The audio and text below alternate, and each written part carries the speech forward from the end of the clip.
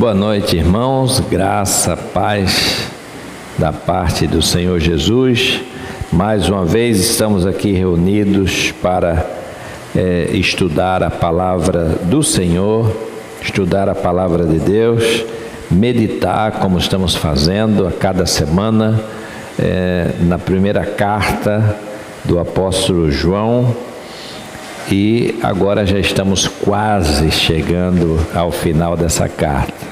Hoje nós vamos ver no capítulo 5, dos versículos 13 até o versículo 17. 1 João, capítulo 5, de 13 a 17. E o texto, ele nos diz assim: Estas coisas vos escrevi, a fim de saberdes que tendes a vida eterna. A vós outros que credes em o nome do Filho de Deus. E esta é a confiança que temos para com Ele, que se pedirmos alguma coisa segundo a sua vontade, Ele nos ouve. E se sabemos que Ele nos ouve, quanto ao que lhe pedimos, estamos certos de que obtemos os pedidos que lhe temos feito. Se alguém vir a seu irmão cometer pecado, não para a morte, pedirá e Deus lhe dará vida. Aos que não pecam para a morte, há pecado para a morte, e por esse não digo que rogue. Toda injustiça é pecado, e há pecado não para a morte. Até aqui o verso 17, quando termina então essa penúltima perícope desse texto. Mas o que João está nos dizendo aqui no final dessa carta? Ele está nos falando, primeiro, que esse pequeno trecho, esses pequenos versículos, eles tratam do poder da intercessão. O poder da intercessão, um estilo puramente joanino. A carta termina como vai terminar o Evangelho, isso é, mostrando qual foi o propósito pela qual ela foi escrita.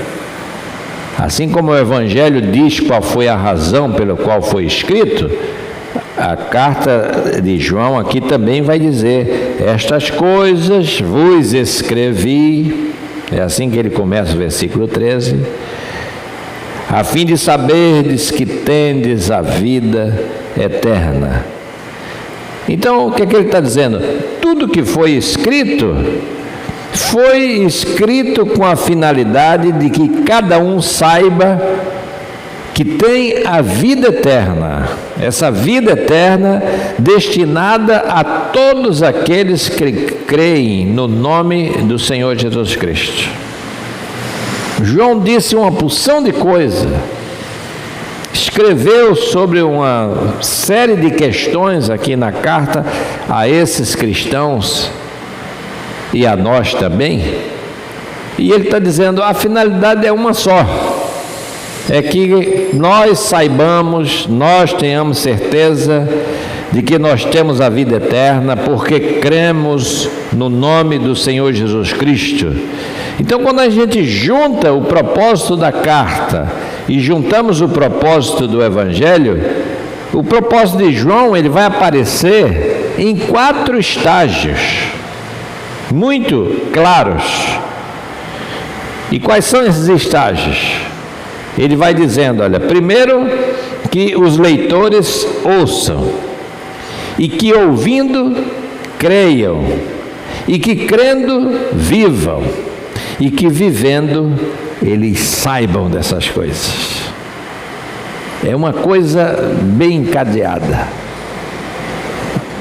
Ou seja, ele diz: que nós precisamos ouvir, e ouvindo a gente precisa crer, e crendo que a gente viva, e vivendo a gente vai sabendo dessas coisas. Esse é o propósito que ele vai dando. A ênfase dele é colocar isso diante de cada um de nós. E ao mesmo tempo é fortalecer o que para cada cristão? Fortalecer em cada um a segurança da salvação. É muito comum hoje as pessoas dizerem assim, algumas pessoas, fulano de tal vive, é presunçoso porque ele diz que tem a salvação, e aí diz assim, isso é presunção, afirmar a segurança da salvação, a certeza da salvação. E aí diz assim, nenhuma certeza é possível, diz essas pessoas, a única certeza que é possível para nós é a certeza da morte. É assim que essas pessoas argumentam. Então a gente só tem certeza de uma coisa, de que nós vamos morrer. Mas certeza da salvação, não.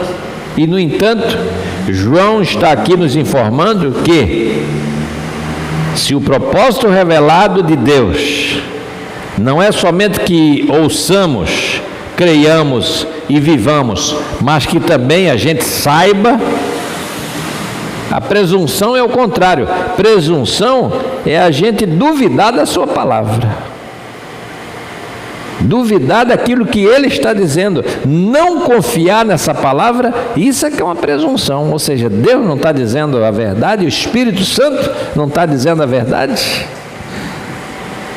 Então aqui, a partir desse verso 14, e vai até o 17, que foi onde nós lemos, João passa para uma segunda segurança desfrutada pelo crente. E agora não é mais a segurança da questão da vida eterna, mas ele nos traz outra segurança. E a segurança agora é a segurança da oração que é respondida. Esse homem, essa mulher que crê, que acreditou, que creu e que sabe disso que o Espírito Santo está lhe dizendo, essa pessoa, quando ela ora, quando ela pede, ela vai saber também que ela tem um Deus que responde às orações. Então, agora não é mais só uma questão de conhecimento.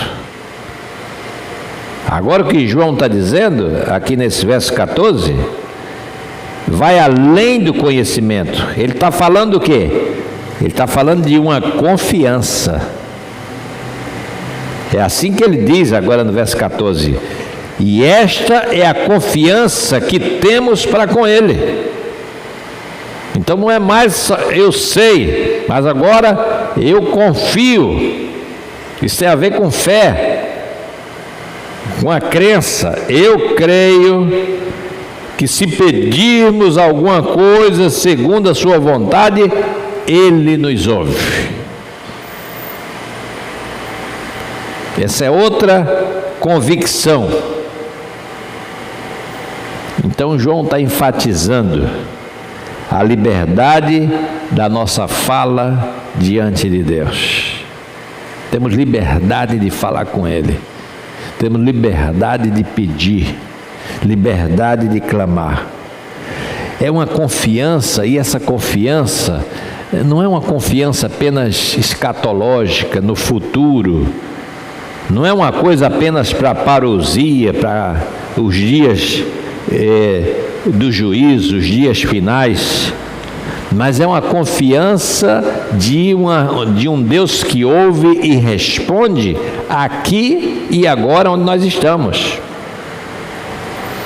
É uma confiança na maneira de nós abordarmos a Deus, uma maneira livre, uma maneira ousada. É a alegria que isso proporciona, por saber que nós temos confiança que Ele nos ouve. A gente pede a Ele e Ele ouve a nossa oração. Mas há uma condição. E qual é essa condição? Ele vai dizer que a condição é se nós pedirmos segundo a sua vontade.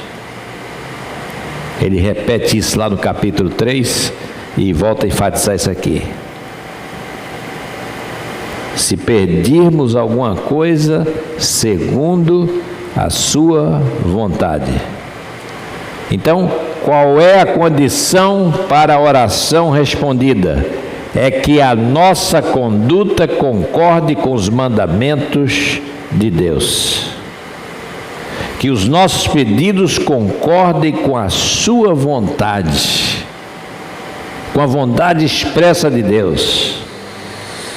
A oração não é um recurso para a gente impor a nossa vontade. A oração é um pedido. É alguma coisa que eu coloco diante de Deus. Quando eu oro, eu não estou tentando fazer com que Deus se dobre a minha vontade. Ó Deus, é assim que tem que ser feito, é assim que eu quero. Não é assim a nossa oração. A gente ora e Jesus ensinou isso, que a gente deve orar e seja feita a tua vontade, assim na terra como no céu. É a vontade dele. Mas o pedido é nosso. Não é orando e dizendo assim: Senhor, eu quero que seja desse jeito e dessa maneira, e se não for assim eu não quero. Isso não é oração. Não é esse jeito de orar. Isso não é orar segundo a vontade de Deus.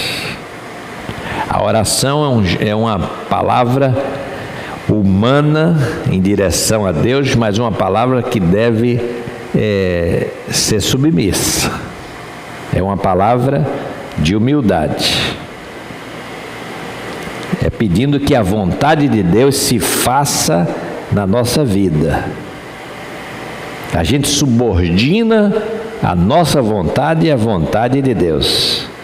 Pela oração a gente busca a vontade de Deus. Pela oração a gente abraça essa vontade e pela oração nós nos alinhamos com ela. Então toda oração, ela é na verdade uma variação do tema seja feita a tua vontade. Quem ora e ora no Espírito Santo, está sempre dizendo assim: Deus, eu preciso disso, preciso daquilo, tenho as minhas necessidades, tenho minhas inquietações, minhas angústias, eu te peço isso ou aquilo, mas seja feita a tua vontade.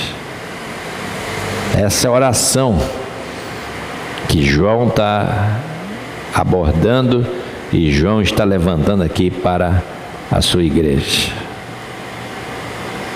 Está levantando para todos nós. E é por isso que Jesus também nos ensinou a dizer isso na oração, um modelo, não é? E acrescentou esse mesmo gesto no momento mais difícil da sua vida. Jesus vai dizer a mesma coisa. Aonde? Lá no Getsemane, lá na cruz. Pai, passa de mim esse cálice, mas não seja feita a minha vontade, e sim a tua vontade. Então o próprio Jesus nos ensina como orar, como pedir a Deus. E fazendo assim, João diz, nós podemos ter certeza de que nós seremos ouvidos.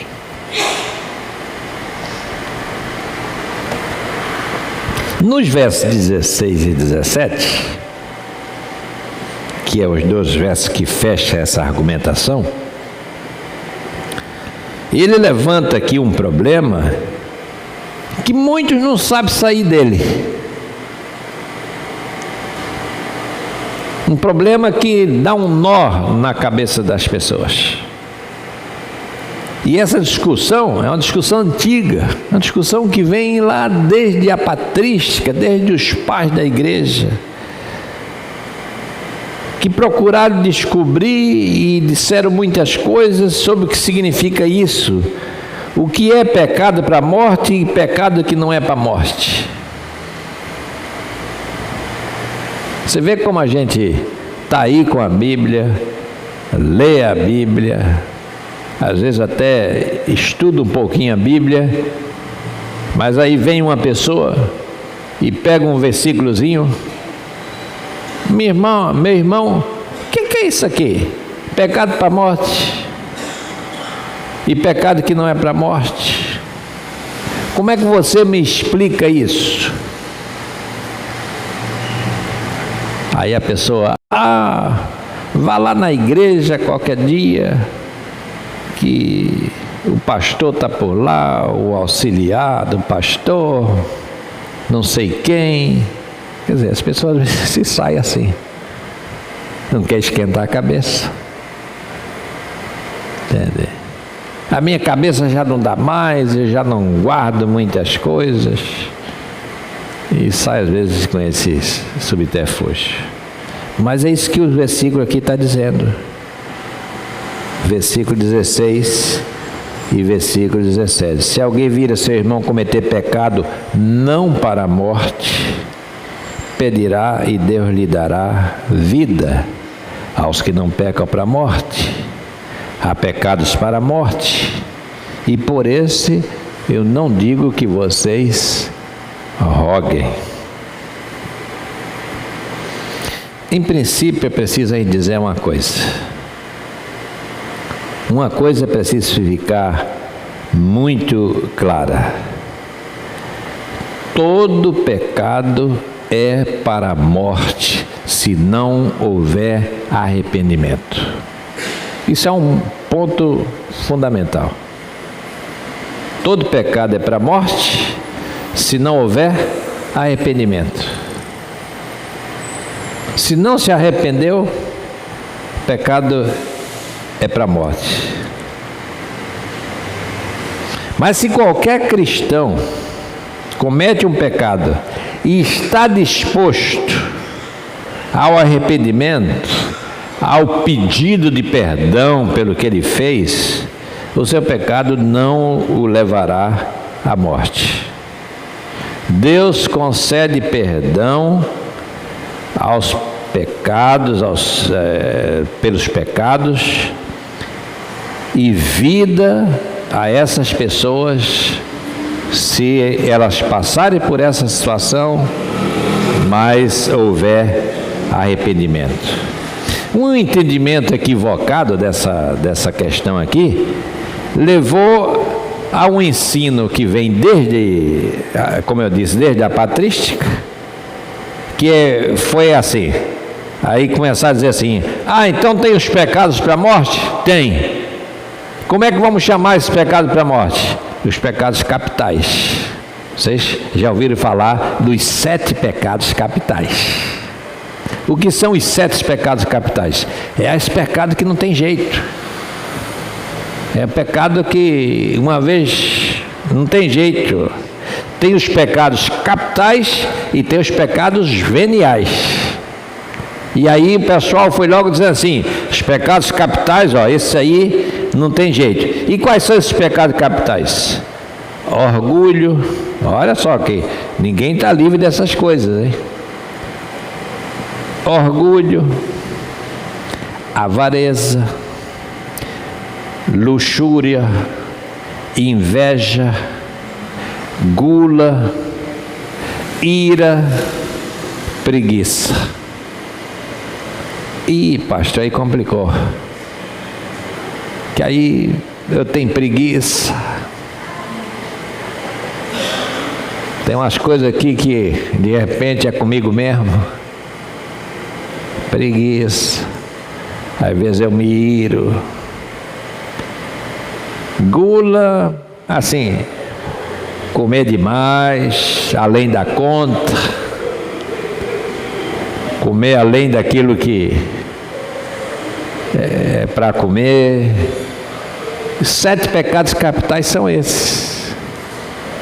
Então, veja que não é mais aquelas coisas, porque a gente na nossa cabeça pensaria assim, seria adultério, seria matar, seria não sei o quê. Não, veja que são coisas: orgulho, avareza, luxúria, inveja, gula, ira e preguiça. Os 7 pecados capitais. E os pecados veniais? Aí classificaram também. O pessoal gosta disso, o pessoal de igreja gosta dessas coisinhas assim, fórmulas. Os 7 pecados veniais é, por exemplo, ser injusto em relação a uma outra pessoa. Pecado venial, falar mal dos outros. Quer dizer, está errado, mas isso se perdoa.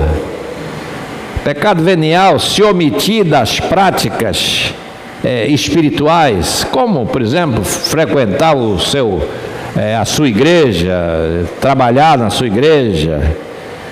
Pecado venial, narcisismo, só olha para si mesmo, só se enxerga a si próprio, não está pouco ligando para os outros.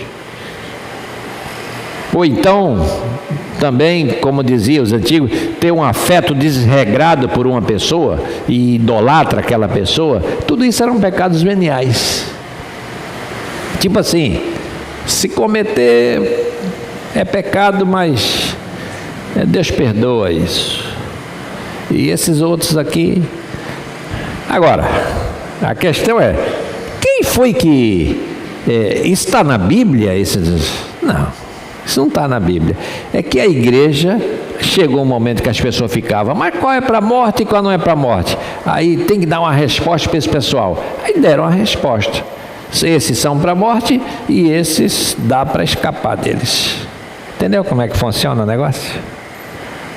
É porque as pessoas gostam das coisinhas bem assim, bem clarinhas, bem explicadinhas.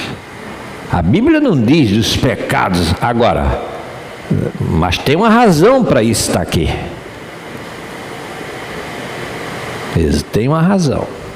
João não está falando aqui por falar. Existe uma doutrina, um princípio fundamental, existe uma verdade eterna. Isso significa dizer que a Bíblia nos ensina uma coisa, que todos os pecados são abomináveis diante de Deus. Se é pecado, não presta, é abominável diante de Deus. Mas a Bíblia nos ensina também que todo pecado, se houver confissão, se houver arrependimento, Deus perdoa aquele que se arrepende. No entanto, João está falando aqui daqueles pelos quais não se deve rogar. E aí é que está o problema. Tem uns pelos quais sobre esses eu digo que não rogue. Finalzinho do versículo 16. São aqueles cujos pecados foram chamados para a morte. Aqui nos casos significa pedir por alguém que não se arrependeu daquilo que fez. Se alguém se recusa a se arrepender, se alguém se recusa a confessar Jesus Cristo como Filho de Deus, se alguém se recusa a pedir que Deus lhe perdoe pelo que fez, essa pessoa ela já está condenada pela sua própria teimosia, pela sua própria incredulidade. Ela se recusa a se confessar diante do amor que Deus nutre por ela. Então, se queremos ser mais claros, O que João está dizendo: há pecados para os quais não há perdão. E eu, pelo menos, classifico 2 aqui. Eu tenho um para mim em particular, e eu sempre digo isso para a igreja. Mas a gente pode, pelo menos, numerar 2 que não tem jeito. E aí, para a gente encerrar essa reflexão. O primeiro deles é a apostasia. Não tem perdão para o apóstata. O que é que a Bíblia fala sobre a fé? Sem fé é impossível agradar a Deus. Agradar não é só... Agradar é assim, não vai ter nada diante de Deus sem fé. O apóstata é quem? O apóstata é aquele que abandonou a fé. Que estava aí todo, tá, mas de repente quero mais saber, não creio mais nada disso, não me interessa mais, é o apóstolo. Aí eu digo, vou orar para ele ser salvo. Não, a gente pode orar para ele se arrepender e vir a crer, porque se não vier a crer, não tem salvação. Sem crer, ninguém tem salvação. Então o apóstata, ele está perdido. Por isso que eu digo às vezes na igreja assim: qual é a condição única para a gente excluir uma pessoa da igreja? Apostasia. A pessoa chega, pastor, não creio mais nada, eu não creio mais em Jesus Cristo, não creio mais em Deus, não creio no Espírito, eu não creio mais nada desse negócio. Tá bom. Posso orar por essa pessoa, particularmente, mas ela se condenou a si própria. Ela está perdida por si própria. É um apóstata. É alguém que abandonou a fé. É alguém que deixou a fé. Paulo diz, escrevendo a Timóteo, que nos últimos dias haverá o predomínio da apostasia. Os apóstatas vão se multiplicar. É aqueles que deixaram de crer, aqueles que abandonaram a igreja, aqueles que não querem mais saber de nada. Talvez pessoas que abraçaram a fé e não eram de fato eleitos, mas era alguém que se emocionou, que ficou empolgado. A igreja também tem disso. Tem gente que está aí, mas é convertido, nasceu de novo mesmo. Só Deus sabe. E de repente vai embora e tal. Talvez não era daqui. E aí apostata, disse que não quer mais saber. E a segunda coisa é a blasfêmia contra o Espírito Santo. O que é isso, blasfêmia? O Espírito Santo não vale nada, não sei o quê. Não é isso não, gente. A gente pensa que blasfêmia é prosferir impropérios e não sei o quê. Blasfemou contra... Não é isso não. Blasfêmia contra o Espírito Santo tem tudo a ver com o ensino que João está dando aqui, desde o capítulo 1. O que é que João vem falando o tempo todo? O testemunho do Espírito Santo. E qual é o testemunho do Espírito Santo? Jesus Cristo, Filho de Deus, encarnado. Jesus Cristo, aquele que foi enviado por Deus. Jesus Cristo, aquele que Deus enviou para a salvação de todo homem, toda mulher, de toda pessoa. O que é que o Espírito Santo está fazendo o tempo todo? Testemunhando dele, testemunhando dessa verdade, testemunhando do Evangelho, testemunhando dessa palavra, dizendo, olha, isso aí é a verdade. E quando é que se blasfema contra o Espírito Santo? Quando a gente não crê nesse testemunho que o Espírito Santo está dando. O Espírito Santo está dizendo isso todo dia, toda noite, toda hora, em todo lugar, pela escrita, pelos ouvidos, pelo olhar, pela televisão, pelo rádio, pela leitura, por tudo. O Espírito Santo está dizendo, Jesus Cristo é o Filho de Deus. Creiam nele. Coloque a sua confiança nele. Então, a blasfêmia contra o Espírito Santo significa uma deliberada e consciente rejeição da verdade conhecida. É rejeitar o testemunho que o Espírito Santo vem dando sobre essa verdade, que Jesus Cristo é o centro de todas as coisas.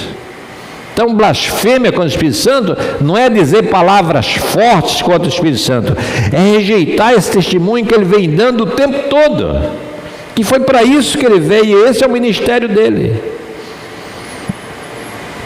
Nos dias de Jesus, os fariseus diziam que Jesus estava expulsando demônios pelo espírito de Belzebu, o maioral dos demônios. Esse pecado não pode ser perdoado, a não ser que a pessoa se arrependa e aceite o testemunho do Espírito Santo.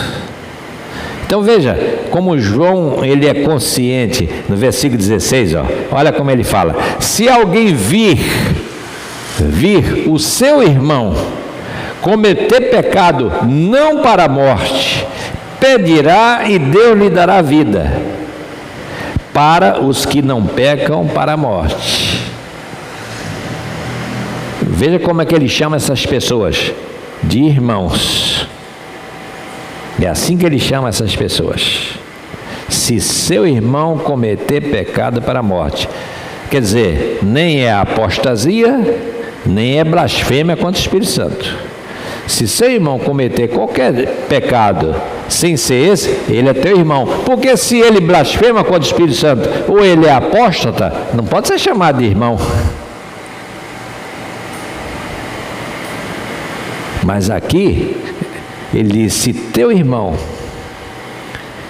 comete pecado sem ser para a morte, sem ser apostasia, sem ser blasfêmia contra o Espírito Santo, olha, você pode orar por ele, pedirá a Deus e Deus lhe dará vida a esses que não pecam para a morte.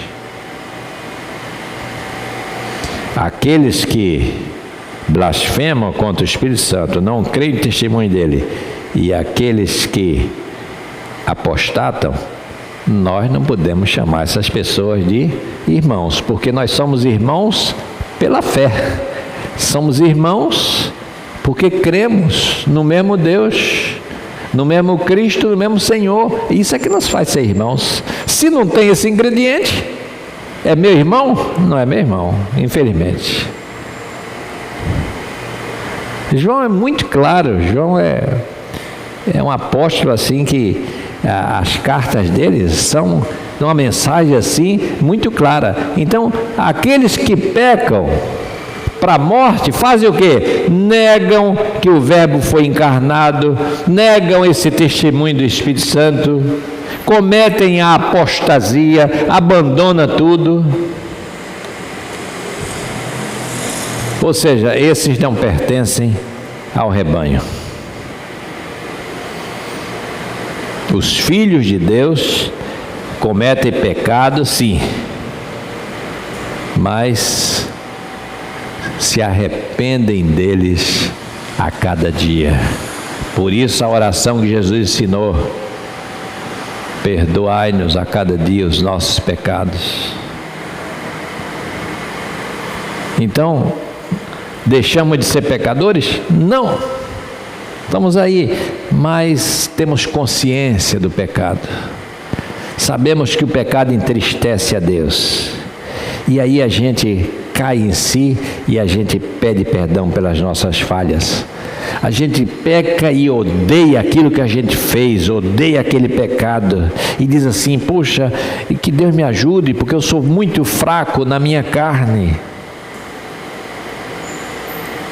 Quando o cristão peca ou cai em pecado, ele sabe que tem alguém a quem ele pode orar, e esse alguém, que é o nosso Deus, nos oferece o perdão. Então esse é o ensino dessa noite para esse trecho da carta joanina. Nós sabemos de todas essas coisas, nós aprendemos essas coisas, nós tomamos conhecimento dessas coisas. Deus nos dá essa convicção e nos ensina. Nós somos filhos de Deus. Então nós não vamos apostatar e nós não vamos blasfemar contra o Espírito Santo.